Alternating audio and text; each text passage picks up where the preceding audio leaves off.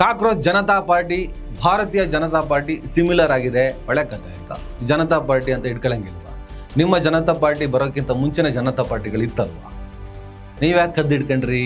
ಉದ್ಯೋಗಕ್ಕೋಸ್ಕರ ಶುರು ಮಾಡಿರುವ ಕೂಗಿನ ಹೆಸರೇ ಕಾಕ್ರೋಚ್ ಜನತಾ ಪಾರ್ಟಿ. ಅದನ್ನು ಪೊಲಿಟಿಕಲ್ ಪಾರ್ಟಿ ಅಲ್ಲ, ಒಂದು ಮೀಮ್. ನಾಳೆ ಗೊತ್ತಿಲ್ಲ ಏನ್ ಬೇಕಾದ್ರೆ. ನೀಟ್ ಪರೀಕ್ಷೆ ಪೇಪರ್ ಲೀಕ್ ಆಯ್ತು ರದ್ದು ಮಾಡು, ಪೇಪರ್ ಲೀಕ್ ಆಯ್ತು ರದ್ದು ಮಾಡು. ಒಂದ್ಸಲ, 2 ಸಲ, 3 ಸಲ ಪದೇ ಪದೇ ಯಾಕೆ ರಿಪೀಟ್ ಆಗುತ್ತೆ? ಪ್ರೈವೇಟ್ ಸೆಕ್ಟರ್ ಗಳಿಗೆ ಯಾಕೆ ಮಣ್ಣು ತಿನ್ನ ಕೊಡ್ತಾ ಇದ್ದೀರಾ? ಲೀಕ್ ಆಗ್ತಿದೆ, ಪ್ರಾಬ್ಲಮ್ ಆಗ್ತಿದೆ ಅಂದ್ಮೇಲೆ ಪದೇ ಪದೇ ಅವ್ರಿಗೆ ಕೊಡ್ತಿದ್ದೀರಾ ಅಂದ್ರೆ ನಿಮಗೆ ನಡ್ಸಕ್ ಬರಲ್ಲ ರೀ ಒಂದು ಎಕ್ಸಾಮ್ನ. ಈ ದೇಶನ ಏನು ಮಣ್ಣು ನಡೆಸ್ತಾರೆ. ಈಗ ನನ್ನ ಇನ್ಸ್ಟಾಗ್ರಾಮ್ ಪೇಜ್ ಅಲ್ಲಿ ನಾನು ಸ್ಟ್ಯಾಟಿಸ್ಟಿಕ್ಸ್ ನೋಡ್ಬೇಕು ಅಂದ್ರೆ ಅದು ನಾನು ಮಾತ್ರ ನೋಡೋದಿಕ್ ಸಾಧ್ಯ, ನೀವು ನೋಡೋದಿಕ್ ಆಗಲ್ಲ. ಅಂದಮೇಲೆ ಈ ಅಭಿಜಿತ್ ದಿಬ್ಕೆಯ ಇನ್ಸ್ಟಾಗ್ರಾಮ್ CJP ಕಾಕ್ರೋಚ್ ಜನತಾ ಪಾರ್ಟಿಯ ಪೇಜಿನ ಸ್ಟ್ಯಾಟಿಸ್ಟಿಕ್ಸ್ ಇವ್ರಿಗೆ ಸಿಗೋದಕ್ಕೆ ಹೇಗೆ ಸಾಧ್ಯ? ಅದೊಂದು ಸುಳ್ಳು ಸುದ್ದಿ, ಫೇಕ್ ಸುದ್ದಿ, ಗ್ರಾಫಿಕ್ಸ್ ಅಲ್ಲಿ ಮಾಡಿರೋದು ಅನ್ನೋದು 100ಕ್ಕೆ 100 ಖಾತ್ರಿ. ಹಲೋ ನಮಸ್ಕಾರ. ಏನ್ರೋ ನಿಮ್ಗೆ ಬಂದಿರೋ ರೋಗ? ಲೋ ಫೇಕ್ ಕಾರ್ಡ್, ಫೇಕ್ ನ್ಯೂಸ್ ಫ್ಯಾಕ್ಟ್ರಿಗಳ ಏನು ಮಾನ ಮರ್ದಿ ಇಲ್ವಾ ನಿಮಗೆ? ಒಂದು ನಾಚಿಕೆ ಅನ್ನೋದೇ ಇಲ್ವಾ? ಬರೀ ಸುಳ್ಳು ಸುದ್ದಿ, ಬರೀ ಡಿಫೆನ್ಸ್ ಮಾಡ್ಕೊಳ್ಳೋಂಥ ಪ್ರಯತ್ನ. ಕಾಕ್ರೋಚ್ಗಳು ಅಂದ್ರೆ ನಾವೇ ಅಂತ ಇಟ್ಕೊಂಡ್ರಪ್ಪ. ಈಗ ನಾವು ಕೂಡ ಕಾಕ್ರೋಚ್ಗಳಾಗೋದಕ್ಕೆ ರೆಡಿ ಆಗಿದ್ದೀವಿ. ಇವತ್ತಿನ ಯುವ ಪೀಳಿಗೆ ಏನು ಕೇಳುತ್ತೋ? ಉದ್ಯೋಗವನ್ನ ಕೇಳುತ್ತು. ಉದ್ಯೋಗಕ್ಕೋಸ್ಕರ ಹೋರಾಟವನ್ನ ಮಾಡಿತು. ಬೇಡಿಕೆ ಇಟ್ಟಿದ್ದು ಹೋರಾಟ. ಆಮೇಲೆ ನಮ್ಮ ಜಸ್ಟಿಸ್ ಸೂರ್ಯಕಾಂತ್ ಅವರು ನಕಲಿ ಪ್ರಮಾಣ ಪತ್ರ ಅಂತ ಆಮೇಲೆ ಅದನ್ನ ಕ್ಲಾರಿಫೈ ಮಾಡಿದ್ರು. ಆದ್ರೂ ಉದ್ಯೋಗವನ್ನ ಕೇಳೋರಿಗೆ ಜಿರಳೆಗಳು ಅಂತ ಹೇಳಿದ್ರು ಅಂತ ಹೇಳ್ಬಿಟ್ಟು ಒಂದು ಅಭಿಯಾನ ಶುರುವಾಯಿತು. ಅದು ಇವತ್ತಿಗೆ ನನ್ನ ದೇಶದಲ್ಲಿ ಅಕ್ಷರಶಃ ಕ್ರಾಂತಿಯನ್ನೇ ಉಂಟು ಮಾಡಿದೆ. ಅಷ್ಟಕ್ಕೆ ನೀವು ಬೆಂಕಿ ಇಟ್ಕೊಂಡ್ರೆ ನಾನು ಕೂಡ ಕಾಕ್ರೋಚ್ ಜನತಾ ಪಾರ್ಟಿಯ ಪ್ರಣಾಳಿಕೆಯನ್ನು ಓದ್ತಾ ಇದ್ದೆ. ಏನಿದೆ ಅದರಲ್ಲಿ? ವಿರೋಧ ಮಾಡೋದೇನಿದೆ? ಬೆಂಕಿ ಇಟ್ಕೊಳ್ಳೋದೇನಿದೆ? ಮೆಣಸಿನಕಾಯಿ ಇಟ್ಕೊಳ್ಳೋದೇನಿದೆ ಅದರಲ್ಲಿ? ಈ ನ್ಯಾಯಾಧೀಶರುಗಳ ನಿವೃತ್ತಿ ಆದಮೇಲೆ ಅವರಿಗೆ ರಾಜ್ಯಸಭಾ ಸ್ಥಾನಮಾನ ಕೊಡೋದು, ಈ ಥರ ನಿವೃತ್ತಿ ಆದಂಥ ನ್ಯಾಯಾಧೀಶರುಗಳಿಗೆ ಕೊಡ್ತಾ ಹೋದರೆ ಪ್ರೆಸೆಂಟ್ ಇರುವ ಮುಂಬರುವಂತಹ ನ್ಯಾಯಾಧೀಶರುಗಳಿಗೆ ಆಮಿಷ ಹೊಡೆದಂಗೆ ಆಗುತ್ತಲ್ವಾ? ಅವರ ತೀರ್ಪು ತೀರ್ಮಾನಗಳ ಮೇಲೆ ಪರಿಣಾಮ ಬೀರಿದಂತೆ ಆಗುತ್ತೆ ಅಲ್ವಾ? BJP ಅವ್ರು ಮಾಡಿದ್ರ, ಕಾಂಗ್ರೆಸ್ ಮಾಡಿಲ್ವಾ? ಈ ಚರ್ಚೆನ ಅಪ್ರಸ್ತುತ ಇಲ್ಲಿ ಕೊಡಬೇಡಿ. ಇದು ಕಾಕ್ರೋಚ್ ಜನತಾ ಪಾರ್ಟಿಯ ಅಪ್ರೋಚ್ಗಳಲ್ಲಿ, ಪ್ರಣಾಳಿಕೆಗಳಲ್ಲಿ ಒಂದು. ಆಮೇಲೆ 33%ರಷ್ಟಿರುವಂತಹ ಮಹಿಳಾ ಮೀಸಲಾತಿಯನ್ನು 50ಕ್ಕೆ ಇರಿಸಿ. 50-50 ಈಕ್ವಲ್. ಗಂಡಸರಿಗೆ ಜಾಸ್ತಿ, ಹೆಂಗಸರಿಗೆ ಕಡಿಮೆ ಬೇಡ, ಈಕ್ವಲ್. ಅದೇ ಥರ ಕಾರ್ಪೊರೇಟ್ ಸಂಸ್ಥೆಗಳ ಒಡೆತನದಲ್ಲಿರುವಂತಹ ಮಾಧ್ಯಮಗಳ ಲೈಸೆನ್ಸ್ ರದ್ದು ಮಾಡಿ, ಸುಳ್ಳು ಸುದ್ದಿಗಳನ್ನು ಹರಡಿಸುವಂತಹ ಮಾಧ್ಯಮಗಳ ಲೈಸೆನ್ಸ್ ರದ್ದು ಮಾಡಿ ನೇರವಾಗಿ ಹೇಳಿದ್ದಾರೆ. ಅದಾದಮೇಲೆ ಈ ಆಪರೇಷನ್ ಕಮಲ, ವಿಮಲ, ಜಲ ನಮ್ಮ ಕರ್ನಾಟಕದಲ್ಲಿ ಶುರು ಹಚ್ಕೊಂಡ್ರಲ್ಲಪ್ಪ. ಇಡೀ ದೇಶದಲ್ಲಿ ಆಗ್ತಾ ಇದೆ. ಈಗ 108 ಸ್ಥಾನಗಳನ್ನು ಗೆದ್ದಂಥ TVK ಒಂದು ಹಂತದಲ್ಲಿ ಸರ್ಕಾರ ರಚನೆ ಮಾಡೋದಕ್ಕೆ ಸಾಧ್ಯವೇ ಇಲ್ಲದಂಥ ವಾತಾವರಣವನ್ನು ಕೇವಲ 1 ಸೀಟ್ಗಳನ್ನು ಗೆದ್ದವರು ಸೃಷ್ಟಿ ಮಾಡಿದ್ರಿ. 1 ಸೀಟ್ ಗೆದ್ರೂ ಪರವಾಗಿಲ್ಲ, ರಾಜ್ಯದಲ್ಲಿ ಅಧಿಕಾರಕ್ಕೆ ಬರಬೇಕು ಅನ್ನುವಂಥ ಹಪಾಹಪಿ, ಆಮಿಷ, ಆಪರೇಷನ್ ಕಮಲ, ವಿಮಲ, ಜಲ ಆಲ್ಮೋಸ್ಟ್ ಎಲ್ಲ ಪಾರ್ಟಿಗಳು ಮಾಡ್ತವೆ, ಮಾಡಲ್ಲ ಅಂತ ನಾನು ಹೇಳಲ್ಲ. ರೆಸಾರ್ಟ್ ರಾಜಕೀಯ ಎಲ್ಲರಿಗೂ ಪರಿಪಕ್ವ ಆಗಿದೆ. ಹಾಗಾಗಿ ಒಂದು ಪಕ್ಷದಲ್ಲಿ ಚುನಾಯಿತನಾದಂತಹ ಒಬ್ಬ ಶಾಸಕ ಪಕ್ಷಾಂತರವಾದರೆ 20 ವರ್ಷ ಆತ ರಾಜಕಾರಣಕ್ಕೆ ಬರಂಗೇ ಇಲ್ಲ, ಅವನನ್ನು ಅನರ್ಹಗೊಳಿಸಲಾಗುತ್ತೆ ಈ ಪ್ರಜಾಪ್ರಭುತ್ವ ವ್ಯವಸ್ಥೆಯಿಂದ ಅಂತ ಹೇಳ್ಬಿಟ್ಟು ಪ್ರಣಾಳಿಕೆಯಲ್ಲಿದೆ. ಏನಿದೆಪ್ಪ ಪ್ರಾಬ್ಲಮ್ಮು? ಇದಕ್ಕೆ ಯಾಕೆ ವಿರೋಧ? ಕುಂಬಳಕಾಯಿ ಕಳ್ಳ ಅಂದ್ರೆ ನೀವು ಯಾಕೆ ಹೆಗಲು ಮುಡ್ಕೊಂಡ್ರಿ? ಕಾಕ್ರೋಚ್ ಜನತಾ ಪಾರ್ಟಿ ಭಾರತೀಯ ಜನತಾ ಪಾರ್ಟಿ ಸಿಮಿಲರ್ ಆಗಿದೆ. ಒಳ್ಳೆ ಕಥೆ ಆಯ್ತಾ. ಜನತಾ ಪಾರ್ಟಿ ಅಂತ ಇಟ್ಕೊಳಂಗಿಲ್ವಾ? ನಿಮ್ಮ ಜನತಾ ಪಾರ್ಟಿ ಬರೋಕ್ಕಿಂತ ಮುಂಚಿನ ಜನತಾ ಪಾರ್ಟಿಗಳು ಇತ್ತಲ್ವಾ? ನೀವ್ಯಾಕೆ ಕದ್ದು ಇಟ್ಕೊಂಡ್ರಿ? ಯಾವಾಗ ಈ ಕಾಕ್ರೋಚ್ ಜನತಾ ಪಾರ್ಟಿ ಅನ್ನುವಂಥ ಅಭಿಯಾನ ಇನ್ಸ್ಟಾಗ್ರಾಮ್, ಫೇಸ್ಬುಕ್, ಟ್ವಿಟರ್ಗಳಲ್ಲಿ ಬಹಳ ದೊಡ್ಡ ಪ್ರಮಾಣದಲ್ಲಿ ಟ್ರೆಂಡ್ ಆಯಿತು. ಕೋಟಿಗಟ್ಟಲೆ ಫಾಲೋವರ್ಸ್ ಹುಡ್ಕೊಂಡ್ರು. ಪ್ರತಿಯೊಬ್ಬರ ಸಾಮಾಜಿಕ ಜಾಲತಾಣದ ಪ್ರೊಫೈಲ್ಗಳಲ್ಲಿ, ಪೋಸ್ಟ್ಗಳಲ್ಲಿ ಕಾಕ್ರೋಚ್ ಜನತಾ ಪಾರ್ಟಿ ಇಟ್ಟಾಡ್ತು. ಈ ದ್ವೇಷ ಭಕ್ತರಿಗೆ, ಈ ದ್ವೇಷಕೋರರಿಗೆ ಸಹಿಸಕ್ಕಾಗಲೇ ಇಲ್ಲ. ಶುರು ಮಾಡಿದ್ರು ಒಂದೊಂದೇ. ಅಭಿಜಿತ್ ದಿಬ್ಕೆ ಅನ್ನೋನು ಒಬ್ಬ ದಲಿತ.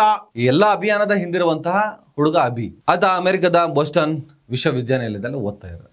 ಆದ್ಮೇಲೆ ಒಬ್ಬ ಸ್ವಯಂ ಸೇವಕನಾಗಿ ಕೆಲಸ ಮಾಡ್ತಿದ್ದಂತೆ. ಆತ ಸೃಷ್ಟಿ ಮಾಡ್ತಾನೆ ಒಂದು ಜಸ್ಟಿಸ್ ಹೇಳಿಕೆಯನ್ನ ಆಧರಿಸಿ. ಆಮೇಲೆ ಅವ್ರು ಏನೋ ಕ್ಲಾರಿಫೈ ಕೊಟ್ಟಿರ್ಬೋದು. ಶುರುವಾಯ್ತು ಅಭಿಯಾನ. ಇಲ್ಲಿ ಜಸ್ಟಿಸ್ ಸೂರ್ಯಕಾಂತ್ ಅವರ ಸ್ಟೇಟ್ಮೆಂಟ್ ಒಂದು ನೆಪ ಆಯಿತು. ಆದ್ರೆ ಹೋರಾಟ ನಿರುದ್ಯೋಗದ ವಿರುದ್ಧ, ಆಡಳಿತ BJP ಸರ್ಕಾರದ ವಿರುದ್ಧ. ಕಾಂಗ್ರೆಸ್ ಸರ್ಕಾರ ಇದ್ರೂ ಕೂಡ ಇದು ಆಗ್ತಾ ಇತ್ತು. BJP ಕಾಂಗ್ರೆಸ್ ಅನ್ನೋ ಪ್ರಶ್ನೆಗಳೇ ಅಲ್ಲ ಇಲ್ಲಿ.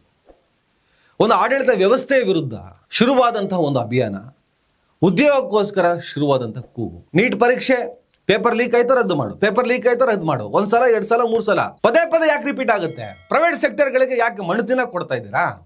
ಲೀಕ್ ಆಗ್ತಿದೆ, ಪ್ರಾಬ್ಲಮ್ ಆಗ್ತಿದೆ ಅಂದಮೇಲೆ ಪದೇ ಪದೇ ಅವ್ರಿಗೆ ಕೊಡ್ತಿದ್ದೀರಾ ಅಂದ್ರೆ ನಿಮಗೆ ನಡ್ಸಕ್ ಬರಲ್ಲ ರೀ ಒಂದು ಎಕ್ಸಾಮ್ನ. ಈ ದೇಶನ ಏನು ಮಣ್ಣು ನಡೆಸ್ತಾರೆ ನೀವು? ಮಕ್ಕಳುಗಳು ಕಷ್ಟಪಟ್ಟು ಓದಿ ಪರೀಕ್ಷೆ ಬರೆದಿರ್ತಾರೆ, ರದ್ದಾಯ್ತು, ಇನ್ನೊಂದ್ಸಲ ಬರೀರಿ. ಹೆಂಗ್ ಓದಿರ್ತಿರಲ್ಲ ಇನ್ನೊಂದ್ಸಲ ಬರೀರಿ. ಹಂಗಾಗಲ್ಲ ನೀಟಲ್ಲ. ಮಕ್ಕಳು ಸೂಸೈಡ್ ಮಾಡ್ಕೊಂಡ್ರು, ಇನ್ನೇನು ಸಹಿಸ್ಬೇಕು? ಬರೀ ಧರ್ಮದ ಪಾಲಿಟಿಕ್ಸ್ ನ ಮಾಡ್ಕೊಂಡೆ ಸರ್ವೈವ್ ಆಗ್ಬೋದು ಅಂತ ಹೋದ್ರೆ ಹೊಟ್ಟೆ ಪಾಡಿನ ಸಂಕಟಗಳೇ ಬೇರೆ ಇರ್ತದೆ. ಈಗಿನ ಜನ್ಸಿ, ಈಗಿನ ಯುವ ಪೀಳಿಗೆ ಒಳಗಡೆ ನೀವು ದ್ವೇಷದ ವಿಷ ಬೀಜವನ್ನ ಬಿತ್ತಕ್ಕೆ ಸಾಧ್ಯನೇ ಇಲ್ಲ ರೀ. ಯಾವುದೇ ಧಾರ್ಮಿಕ ದ್ವೇಷದ ವಿಷ ಬೀಜವನ್ನ ಬಿತ್ತಕ್ಕೆ ಸಾಧ್ಯನೇ ಇಲ್ಲ ರೀ. ಕಷ್ಟಪಟ್ಟು ಓದ್ತವೆ, ಅಕ್ಷರಶಃ ಮಕ್ಕಳಿಗೆ ಟಾರ್ಚರ್ ಕೊಟ್ಟು ಓದಿಸಲಾಗುತ್ತೆ. ಪೇರೆಂಟ್ಸ್ ಇಂದ ಹಿಡಿದು ಒಂದು ಸ್ಕೂಲ್ ಎನ್ವೈರ್ಮೆಂಟ್ವರೆಗೂ ಲಕ್ಷಾಂತರ ಕೋಟ್ಯಾಂತರ ಫೀಸ್ ಕಟ್ಟಿ ಓದಿರ್ತಾರೆ.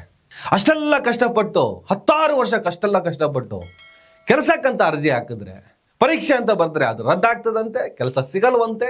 ಈ ಹಾಳಾದ ವ್ಯವಸ್ಥೆಯ ವಿರುದ್ಧ ಬೇಸತ್ತಂತಹ ಯುವ ಪೀಳಿಗೆ ಉದ್ಯೋಗಕ್ಕೋಸ್ಕರ ಶುರು ಮಾಡಿರುವ ಕೂಗಿನ ಹೆಸರೇ ಕಾಕ್ರೋಚ್ ಜನತಾ ಪಾರ್ಟಿ. ಅದನ್ನು ಪೊಲಿಟಿಕಲ್ ಪಾರ್ಟಿ ಅಲ್ಲ, ಒಂದು ಮೀಮ್. ನಾಳೆ ಗೊತ್ತಿಲ್ಲ ಏನ್ ಬೇಕಾದ್ರೆ ಆಗ್ಬೋದು. ಇವತ್ತಿನ ಜನ್ಸಿ ಆ ಪ್ರಮಾಣದಲ್ಲಿ ಅದಕ್ಕೆ ಬೆಂಬಲ ಕೊಡ್ತಾ ಇದೆ ಅಂದ್ರೆ ಹೊಸದೊಂದು ಕ್ರಾಂತಿ ಸೃಷ್ಟಿ ಆಗ್ತಾ ಇದೆ ಅಂತ ಅರ್ಥ, ಆಗಿದೆ ಅಂತ ಅರ್ಥ. ಗುಪ್ತವಾಗಿದ್ದಂತಹ ಆಕ್ರೋಶದ ಅಲೆ ಬೋರ್ಗರಿಯುತ್ತೆ ಅಂತ ಅರ್ಥ. ತಗೊಳ್ಳಿ, ಶುರು ಮಾಡ್ಕೊಂಡ್ರು ಫೇಕ್ ಫ್ಯಾಕ್ಟ್ರಿಗಳು. ತಗಡು ನನ್ನ ಮಕ್ಕಳು ಈ ವರ್ಡ್ ಯೂಸ್ ಮಾಡೋದು ಕ್ಷಮೆ ಇರಲಿ. ಹಿಟ್ಕೊ ಬಂದರು, ಬ್ಲ್ಯಾಕ್ ಹಿಟ್ಟು, ಸೊಳ್ಳೆ ಹೊಡೆಯೋದು. ಜಳ್ಳೆ ಹೊಡೆಯೋಕ್ಕೆ ಯಾವ ಹಿಟ್ಟನ್ನು ಬಳಸಬೇಕು ಅಂತ ಗೊತ್ತಿಲ್ಲ ಈ ತರಲೆಗಳಿಗೆ. ಆಯ್ತು, ಅದಕ್ಕೆ ಇವ್ರನ್ನ ಸಗಣಿಗಳು ಅನ್ನೋದು ನಾವು. ಆಮೇಲೆ ಒಂದು ಫೇಕ್ ನೆರೆಟಿವ್ ಹಿಡ್ಕೊ ಬಂದರು. ಅತ್ಯಂತ ಸಜ್ಜನ ಶಾಸಕ ಅಂತ ತನ್ನನ್ನು ತಾನು ಕರೆಸಿಕೊಳ್ಳುವ ಅಥವಾ ಕರೆದುಕೊಳ್ಳುವ ರಾಜಾಜಿನಗರದ ಶಾಸಕ ಸುರೇಶ್ ಕುಮಾರ್ ಅವರೊಂದು ಪೋಸ್ಟ್ ಶೇರ್ ಮಾಡಿದ್ರು. ಜೆಳೆ ಜನತಾ ಪಾರ್ಟಿಯ ಬೆಂಬಲಿಗರ ಪ್ರೊಫೈಲ್ ಹೀಗಿದೆ, ಯಾವ ದೇಶದವರ ಶೇಕಡಾವಾರು ಸಂಖ್ಯೆ ಗಮನಿಸಿ, ಹುನರಾರ್ಥ ಆಗ್ತಿದೆ ಅಂತೇಳಿ. ಸದಾ ಫೇಕ್ ಸುದ್ದಿಗಳನ್ನು ಹರಡುವ ಫೇಕ್ ಹಾರ್ಡ್ ಮಚ್ಚ ಆತ ಕೂಡ ದೇಶ ಕಟ್ಟುತ್ತೇವೆ ಎನ್ನುತ್ತಾರೆ ಗುಲಾಮ ಜಿರಳೆಗಳು. ಆದರೆ ಯಾವ ದೇಶ ಕಟ್ಟುತ್ತಾರೋ ನೀವೇ ನೋಡಿ. ಕಾಕ್ರೋಚ್ ಜನತಾ ಪಾರ್ಟಿಯನ್ನು ಬೆಂಬಲಿಸುವವರ ಪೈಕಿ 50% ಜನ ಪಾಕಿಸ್ತಾನಿಗಳು. ಅಂದರೆ ಈ ಜಿರಳೆಯನ್ನು ಸಾಕುತ್ತಿರೋದು ಪಾಕಿಸ್ತಾನಿಗಳು. ಹೊಡೆದು ಓಡಿಸುವ ಕೆಲಸ ನಾವು ಭಾರತೀಯರು ಮಾಡೋಣ. ನೀವು ಭಾರತೀಯರ ಅಲ್ಲ ಕಣ್ರಯ್ಯ. ನೀವು ಈ ದೇಶವನ್ನು ಒಡೆಯುವ ದ್ವೇಷದ ಮೂಲಕ ಈ ದೇಶವನ್ನು ನಾಶ ಮಾಡೋದಕ್ಕೆ ಬಂದಂತಹ ಸೈತಾನರು. ಕಾಕ್ರೋಚ್ಗಳು ನಿಮ್ಮನ್ನು ಒದ್ದು ಓಡಿಸುವ ದಿನ ಬಹಳ ದೂರ ಇಲ್ಲ ಅಂತ ಹೇಳ್ತಾ, ಆ ಕಾಕ್ರೋಚ್ ಜನತಾ ಪಾರ್ಟಿಯ ಇನ್ಸ್ಟಾಗ್ರಾಮ್ ಫಾಲೋವರ್ಸ್ಗಳ ಒಂದು ಸ್ಟ್ಯಾಟಿಸ್ಟಿಕ್ಸ್ನ ಅವರು ತಂದಿದ್ದನ್ನು ನಾನು ತೋರಿಸ್ತೀನಿ ನೋಡಿ. ಇದರಲ್ಲಿದೆ, ಪಾಕಿಸ್ತಾನದವರು 49% ಇದ್ದಾರೆ, US ಅವರು 14, ಬಾಂಗ್ಲಾ 14, ಇಂಡಿಯಾ 9. ಬಿಡಿ, ಇನ್ನು UK, ಆಸ್ಟ್ರೇಲಿಯಾ, ಸೌದಿ ಅರೇಬಿಯಾ 3, 3, 3, 2, 3 ಅಂತ ಏನೋ ಕೊಟ್ಟಿದ್ದಾರೆ. Pakistan lead with 49% of Instagram followers, followed by USA and Bangladesh at 14% each. ಮೊದಲನೇದಾಗಿ Abhijit Dibke, CJP, cockroach Janata party ಅನ್ನೋದಕ್ಕಿಂತ ಆ page, Instagram page, Facebook page, Twitter ಅಂದರೆ ಎಕ್ಸ್ ಖಾತೆಯ ಪೇಜ್ನ ಸೃಷ್ಟಿಕರ್ತ. ಈಗ ನಿಮ್ಮದೇ ಒಂದು ಇನ್ಸ್ಟಾಗ್ರಾಮ್ ಪೇಜ್ ಇದೆ. ನಿಮ್ಮ ಪೇಜನ್ನು ಯಾರು ಫಾಲೋ ಮಾಡ್ತಾರೆ, ಎಷ್ಟು ಜನ ಫಾಲೋ ಮಾಡ್ತಾರೆ, ಎಷ್ಟು ಪರ್ಸೆಂಟೇಜು ಯಾವ ದೇಶದವ್ರು ಫಾಲೋ ಮಾಡ್ತಾರೆ, ಅನೇಕ ರೀತಿಯ ಅನಾಲಿಟಿಕ್ಸ್ಗಳು ಸಿಗ್ತವೆ. ಅದು ನೀವು ಅಡ್ಮಿನ್ ಆಗಿದ್ದರೆ ಮಾತ್ರ.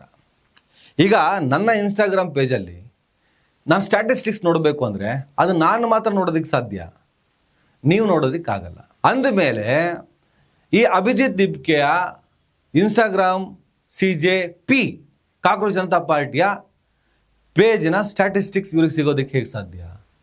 ಅದೊಂದು ಸುಳ್ಳು ಸುದ್ದಿ, ಫೇಕ್ ಸುದ್ದಿ, ಗ್ರಾಫಿಕ್ಸಲ್ಲಿ ಮಾಡಿರೋದು ಅನ್ನೋದು 100ಕ್ಕೆ 100 ಖಾತ್ರಿ ಆಯಿತು. ಅದಕ್ಕೆ ಅಭಿಜಿತ್ ದಿಬ್ಗೆ ಕೂಡ ಉತ್ತರವನ್ನು ಕೊಡ್ತಾರೆ.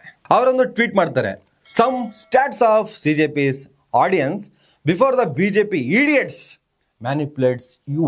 94% ಫಾಲೋವರ್ಸ್ ಫ್ರಮ್ ಇಂಡಿಯಾ. ನೋಡಿ, ಟಾಪ್ ಲೊಕೇಶನ್. ಅವರು ತಮ್ಮ ಪ್ರೊಫೈಲ್ನಲ್ಲಿ CJPಯ ಹಣೆ ಬರಹ ಏನು ಅನ್ನೋದನ್ನು ಹಾಕ್ತಾರೆ. ಇದರಲ್ಲಿ ಇಂಡಿಯಾದವರು 94.7% ಫಾಲೋವರ್ಸ್ ಇದ್ದಾರೆ. US 1%, UK 0.7, Canada 0.6, United Arab Emirates 0.6. ಇಲ್ಲೆಲ್ಲೂ ಕೂಡ ಪಾಕಿಸ್ತಾನದ ಹೆಸರೇ ಬರಲ್ಲ. ಈ ಅಂಧ ಭಕ್ತರು, ಈ ದ್ವೇಷ ಭಕ್ತರು, ಈ ಸಗಣಿ ಭಕ್ತರು, ಈ BJP IT ಸೆಲ್ಗಳು ಇಲ್ಲಿವರೆಗೆ ಮಾಡ್ಕೊಂಡ್ ಬಂದಿದ್ದನ್ನೇ ಯಾವುದೇ ಮ್ಯಾಟ್ರ್ ಬರಲಿ, ತೀರ ಧರ್ಮಸ್ಥಳದ ಪ್ರಕರಣ ಬಂದರೂ ಕೂಡ ಅಲ್ಲಿ ಸಾಬ್ರನ್ನ ಹೇಳ್ಕೊಂಬರೋದು. ಇವರಿಗೆ ಡಿಫೈನ್ ಮಾಡಕ್ ಬರಲ್ಲ.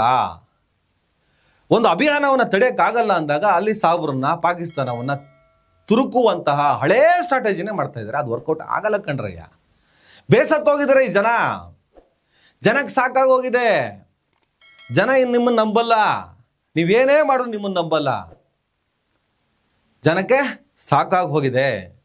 ಈ ಸುಳ್ಳು ನೆರೇಟಿವ್ಗಳು, ಈ ಸುಳ್ಳು ಸುದ್ದಿಗಳು ಹೇಳುವವರ ಸಂಖ್ಯೆ ಮೊದಲಿಂದನೂ ಈ ದೇಶದಲ್ಲಿ ನಾವು ನೋಡ್ತಾನೆ ಬಂದಿದ್ದೀವಿ. ಕಾಕ್ರೋಚ್ ಜನತಾ ಪಾರ್ಟಿ ಅಭಿಯಾನ ಇದು ಉದ್ಯೋಗಕ್ಕೋಸ್ಕರ ಮಾಡ್ತಾ ಇರುವಂಥ ಮನವಿ, ನಿರುದ್ಯೋಗದ ವಿರುದ್ಧದ ಆಕ್ರೋಶ, ಈ ಆಡಳಿತ ವ್ಯವಸ್ಥೆಯ ವಿರುದ್ಧದ ನೋವನ್ನು ಅವರು ತೋರಿಸಿಕೊಳ್ಳುವ ಎಚ್ಚರಿಕೆಯನ್ನು ಕೊಡುವಂತಹ ಪ್ರಯತ್ನ. ಇದು ನಿಮಗೆ ಯಾಕಾಗಲ್ಲ? ಇದನ್ನು ನೀವು ಯಾಕೆ ಸಹಿಸಲ್ಲ? ಇದ್ಯಾವ ಸುಳ್ಳು ಸುಳ್ಳು ಪ್ರಯತ್ನಗಳು? ಆಮೇಲೆ ಅಭಿ ಮೇಲೆ ಕೇಸ್ ಆಗಿದೆ, ಇನ್ನೊಂದಾಗಿದೆ, ಅವನು ಅಂತೋನು ಇಂತೋನು ಅಂತ ಹೇಳ್ಬಿಟ್ಟು ಮತ್ತೊಂದು ಸುಳ್ಳನ್ನು ಹೇಳಕ್ಕೆ ಸ್ಟಾರ್ಟ್ ಮಾಡಿದ್ದಾನೆ. ಫೇಕ್ ಕಾರ್ಡ್ ಮಚ್ಚ. ಇಲ್ಲಿವರೆಗೂ ಒಂದು ಹಂತದಲ್ಲಿ ಏನೋ ಒಂದು ಆಗ್ತಾ ಹೋಯಿತು. ಆದರೆ ಇದೇ ಥರ ಮುಂದುವರಿಯಲ್ಲ. ನಿಮ್ಮ ಈ ಸುಳ್ಳುಗಳನ್ನು ಜನ್ಜಿ ಸಹಿಸಲ್ಲ. ಯಾವುದಕ್ಕೂ ಹುಷಾರಾಗಿರಿ. ಯಾಕಂದರೆ ನಿಮ್ಮ ವಿಪರೀತ ಸುಳ್ಳುಗಳು ಒಂದು ಗಾದೆ ಮಾತಿದೆ, ಅತಿ ಆದರೆ ವಾಂತಿ ಆಗ್ತದೆ, ಅತಿ ಆದರೆ ಅಮೃತ ಕೂಡ ವಿಷ ಆಗ್ತದೆ. ಹೀಗಿರ್ಬೇಕಾದ್ರೆ ಬರೀ ವಿಷವನ್ನೇ ಉಂಡು ಬದುಕುವ ನೀವು. ಹಾಳು ಕುಡ್ದವರೇ ಬದುಕಲ್ಲ, ವಿಷ ಕುಡ್ದವ್ರು ಉಳಿತಾರ ಅಂತ ಹೇಳ್ತೀವಿ. ಬರೀ ವಿಷವನ್ನೇ ಉಂಡ್ಕೊಂಡು ಬಂದವ್ರು ನೀವು ಉಳ್ಕೊತೀರಾ? ಸೊ ಒಂದು ಮೂಮೆಂಟ್ ಸರಿಯಾಗಿದೆ, ಸಾಂವಿಧಾನಿಕವಾಗಿದೆ. ಸಂವಿಧಾನ ಕೊಟ್ಟಂಥ ಅವಕಾಶಗಳ ಅಡಿಯೇ ಈ ಪ್ರತಿಭಟನೆ ದಾಖಲಾಗಿದೆ. ಬಟ್ ಕ್ರಾಂತಿಕಾರಿಯಾಗಿ ಮುನ್ನಡೀತಾ ಇದೆ. ಒಂದು ಕಡೆ ಗಡ್ಸಿಲ್ವೇನ್ರೋ, ಯಾಕ್ರೋ ಎಕ್ಸ್ ಖಾತೆನ ಬ್ಲ್ಯಾಕ್ ಮಾಡಿದ್ರಿ, ಒಂದು ಜಿರಳೆಗೆ ಹೆದರು ಬಿಟ್ರಾ ಅಂತ CJPಯ ಖಾತೆಯನ್ನು XL ಬ್ಲ್ಯಾಕ್ ಆದಮೇಲೆ ಈ ಥರದ್ದೊಂದು ಆಕ್ರೋಶದ ಅಲೆ ಎದ್ದ ಮೇಲೆ ಮತ್ತೆ ಅದು ವಾಪಸ್ ಬರುತ್ತೆ. ಈಗಾಗಲೇ 17 ಮಿಲಿಯನ್ಗೂ ಹೆಚ್ಚು ಫಾಲೋವರ್ಸ್ ಆಗಿದ್ದಾರೆ CJPಗೆ ಇನ್ಸ್ಟಾಗ್ರಾಮ್ನಲ್ಲಿ ಅನ್ನುವಂಥ ಮಾಹಿತಿ ಕೂಡ ಇದೆ. ಮುಂದುವರಿತಾ ಇದೆ. ಇನ್ನೊಂದು ಕಡೆ ಸರ್ಕಾರ ಈ CJP ಎಲ್ಲ ಖಾತೆಗಳನ್ನು ನಿರ್ಬಂಧಿಸುವ ಪ್ರಯತ್ನ ನಡೆಸ್ತಾ ಇದೆ ಅನ್ನೋಂಥ ಮಾಹಿತಿ ಕೂಡ ಇದೆ. ಏನಾಗ್ತದೆ ನೋಡೋಣ. ಜನ್ಜಿ ಒಂದು ತೀರ್ಮಾನ ತಗೊಂಡಿದೆ.